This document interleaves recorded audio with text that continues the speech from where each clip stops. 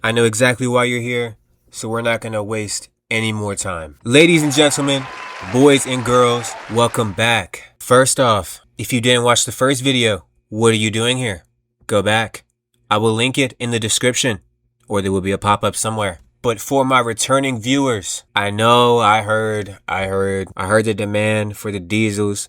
And like I said, I told y'all I had to say something so I can make this a series, man. I can't give away all the secrets in the first video. So sit back, relax, maybe grab a snack, and let's get right into it.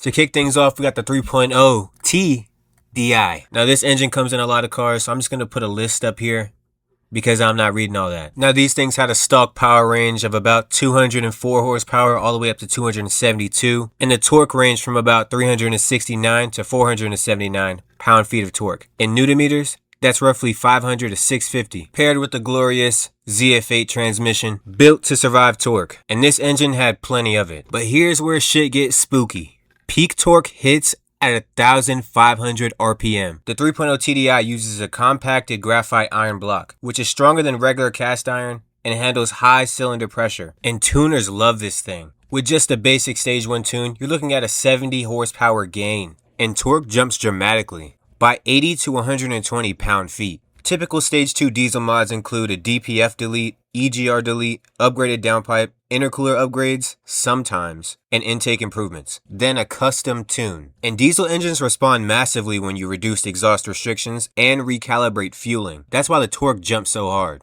And now, you're probably sitting at 350 to 400 horsepower with about 600 plus pound-feet of torque. And now if you really want to get crazy, just throw on a hybrid turbo, upgraded fueling, custom ECU and TCU tuning, and some cooling upgrades. This will put you around 450 plus horsepower and 700 plus pound-feet of torque. But your pockets will definitely be hurting. But hey, you're gapping everything on the highway. Nothing is stopping you, except maybe your wife and kids. The 3.0 TDI is already a very good platform, but what happens when you put another turbo on it? You get the Bi TDI, the 3.0 V6 diesel engine with not one, but two turbos. These engines were in the Audi A6, A7, A8, and the SQ5. The engine was mostly in the European market, and the US didn't get the full Bi TDI lineup, which is very sad.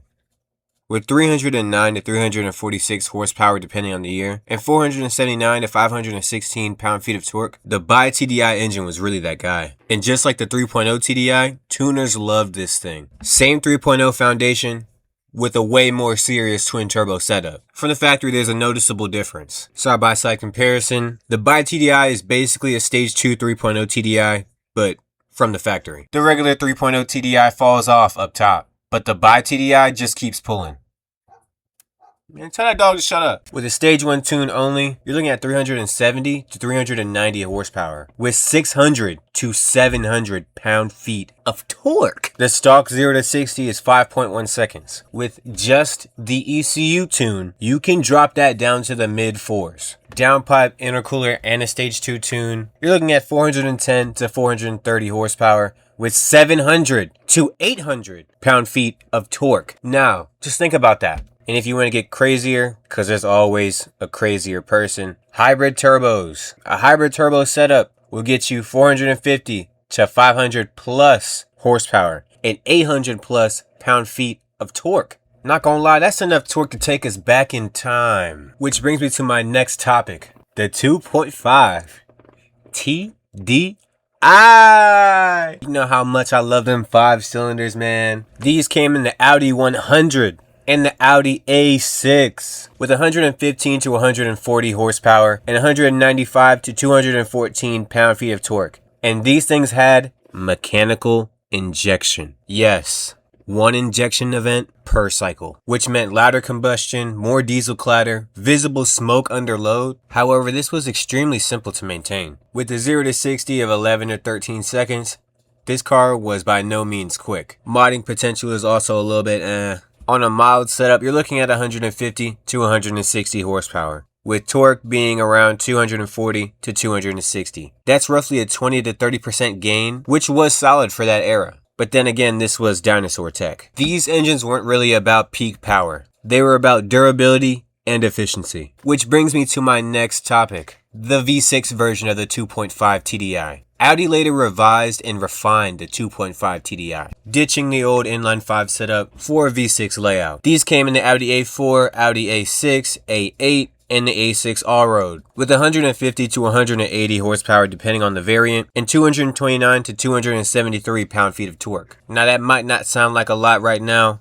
but back then, this was serious executive torque. The switch from the inline 5 to the V6 made diesel smoother, quieter, and way more Audi. Again, the 0 to 60, not that fast, 8.5 to 9.5 seconds. But again, this car wasn't really about going fast. It was about cruising on the Autobahn at 120 miles per hour while getting insane range. But if you do decide to tune it, you're looking at 190 to 200 horsepower with about 300 pound-feet of torque. After that though, the returns diminish. This engine was simply not built to chase 400 horsepower. Now it's time for the cult classic, the 1.9 TDI.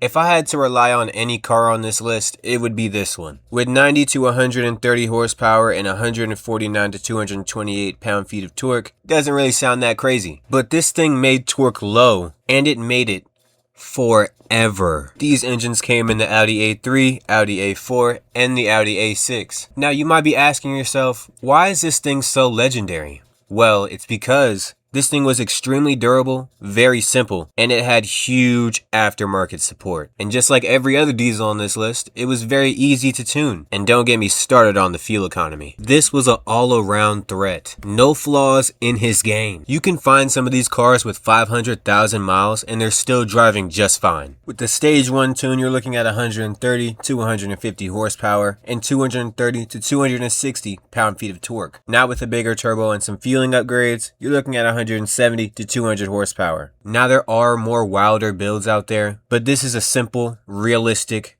sweet spot. Now it's time to talk about the middle child, the 2.7 TDI. This was the stepping stone to the 3.0 TDI. Same ideas, but detuned. With 163 to 190 horsepower and 280 to 295 pound-feet of torque. These engines could be found in the Audi A4 and the Audi A6. This car was built to give smooth torque in a luxury package. So performance was a little, you know what I'm saying. With a stage 1 tune, you're looking at 210 to 220 horsepower and 330 to 350 pound-feet of torque. After that, that single turbo becomes the limiter. Next topic, man, I'm flying through these things. The 3.3 V8 TDI. Let's go. 224 horsepower, 354 pound-feet of torque. And this thing came in the Audi A8. This was basically Audi experimenting with the V8 before they got serious with that 4.2. Modding potential is not huge whatsoever. With a mild tune, you're looking at 250 horsepower and 400 pound-feet of torque, which is a lot, actually. Hold up, 400. For real? After that, limitations show up very quickly. But this was just progress to our next topic, the 4.2 V8 TDI. Twin turbo diesel V8, making 326 to 385 horsepower depending on the year, and 590 to 627 pound-feet of torque. Stock, by the way. These things came in the two big bodies. I'm talking the Audi A8 and the Audi Q7. But let's talk about that Q7, bro. 5,000 pounds.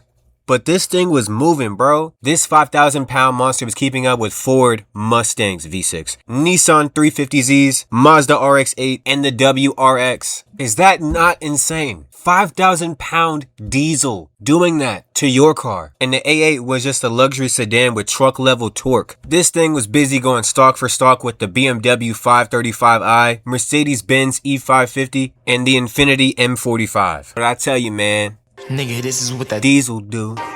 Now back to the engine itself. This thing was very tunable. With the stage 1 tune, you're looking at 400 to 420 horsepower and 700 plus pound-feet of torque. Stage 2 classic downpipe intercooler tune, 440 to 470 horsepower and 750 plus pound-feet of torque. This is where these things start to embarrass sports cars off the roll. And to step it up a little bit, we got the hybrid turbo builds. You're looking at 500 plus horsepower and 800 plus pound-feet of torque. Now, at this point, transmission health matters, cooling matters, and your drive shafts start praying. But the block itself is very strong, so you're chilling on that. Final boss. Now, last video I've seen a lot of comments talking about this car. Highly requested 6.0 V12 TDI. Let's go. If you thought the last Q7 was crazy, this one is even crazier. Twin turbo V12 diesel. 493 horsepower stock with about 738 pound-feet of torque. 1,000 Newton meters. Come on now. With a 6-speed automatic transmission and quattro all-wheel drive with a 0 to 60 of 5.4 seconds. And this thing was electronically limited to a top speed of 155 miles per hour. This is a 6,000 pound diesel doing mid-fives. Let that sink in. Derived from Audi's Le Mans diesel racing program, this thing had massive cooling systems, 2 ECUs, huge brakes, and a reinforced drivetrain. With just a stage 1 tune, you're looking at 530 to 550 horsepower with 800 plus pound-feet of torque. Stage 1 tune only. Stage 2, you're looking at 580 to 600 horsepower with 850 to 900 pound-feet of torque. At this point, physics feels optional. You just got a 6,000 pound SUV to move like something that shouldn't exist. This platform was insanely expensive, extremely complex, and the cooling system was already maxed from the factory. Not only that, it had very limited aftermarket support. W could face masses of legal complaints across the bloc. The Court of Justice announced on Thursday that customers should be able to sue the German carmaker in their national courts. In 2015, regulators discovered that vehicles from Volkswagen Group, including Audi, had software that could detect when the car was being emissions tested. During the test, the engine actually adjusted to meet emissions limits. On the road, however, it ran in a whole different mode and had higher real-world emissions. Audi faced billions of dollars in fines, massive recalls, lawsuits worldwide, criminal investigations, even the executives were charged, and diesel development got heavily restricted in the US. North America especially pulled back hard on diesel passenger cars, and Audi's performance diesel cars ceased to exist. This is around the time when Audi started making the decision to shift more into EV platforms. Fuck. Audi even later committed to ending new internal combustion development and focusing heavily on EVs. So I guess if you were wondering why Audi is so bad, there you go. I'm sad and I don't want to do an outro. Please subscribe. Goodbye.